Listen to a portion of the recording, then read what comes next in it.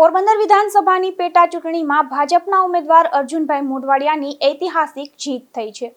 કુલ પડેલા મતના 85.87% મત માત્ર અર્જુનભાઈ મોઢવાડિયાને મળતા પોરબંદર વિધાનસભાની ચૂંટણીમાં તેઓની રેકોર્ડ બ્રેક જીત થઈ છે। પોરબંદર વિધાનસભાની પેટા ચૂંટણીમાં ભાજપના ઉમેદવાર અને પૂર્વ ધારાસભ્ય અર્જુનભાઈ મોઢવાડિયાની જબરી જીત થઈ છે।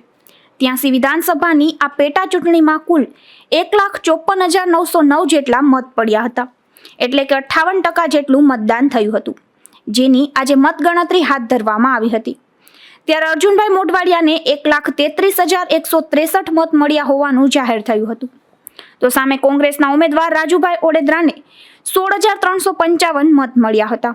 તો આ બેઠક પર અપક્ષ ઉમેદવાર જીવનભાઈ જુંગીને 1,089, અશ્વિનભાઈ મોતીવરસને 477, દિલાવરભાઈ જોખિયાને 386 અને વીરો કે વીર પાર્ટીના રસિકભાઈ મંગેરાને 806 જેટલા મત મળ્યા હતા, એટલે કે કુલ મતની ટકાવારીના 85.97% જેટલું મતદાન માત્ર ભાજપમાં થયું હતું, જેથી અર્જુનભાઈએ પોતાની જીત માટે પોરબંદરની જનતાનો આભાર માન્યો હતો અને તેમના કાર્યકરોનો શ્રેય ગણાવ્યો હતો।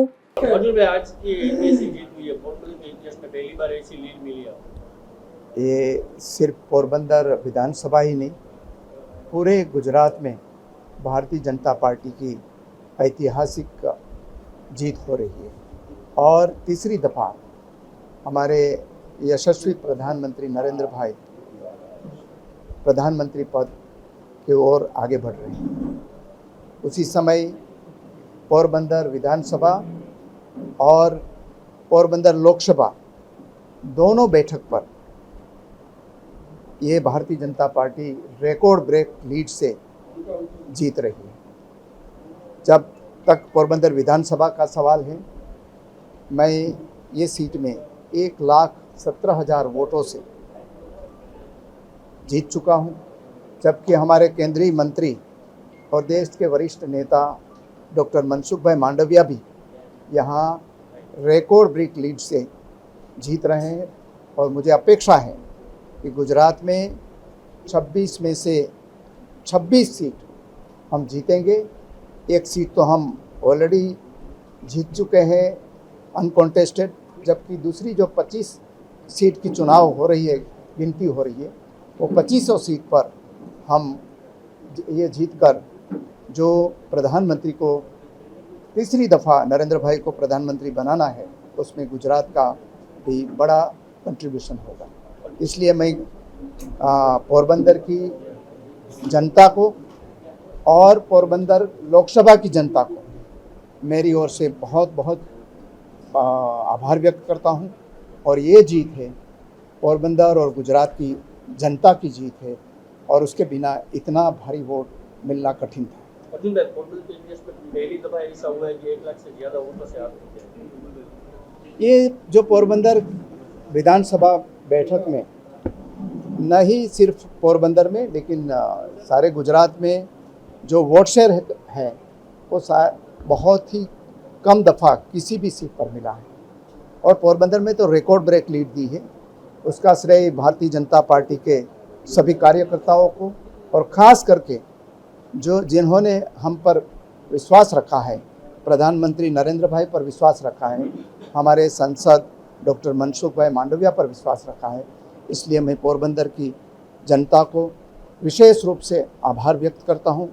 और मैं इतना कह सकता हूं कि जो पोरबंदर की जनता ने विश्वास रखा है, उसका रीज़न, उसका कारण एक ही था कि पोरबंदर की जनता बदलाव चाहती थी, अपने जीवन में बदलाव चाहती थी, विकास की राजनीति चाहती थी।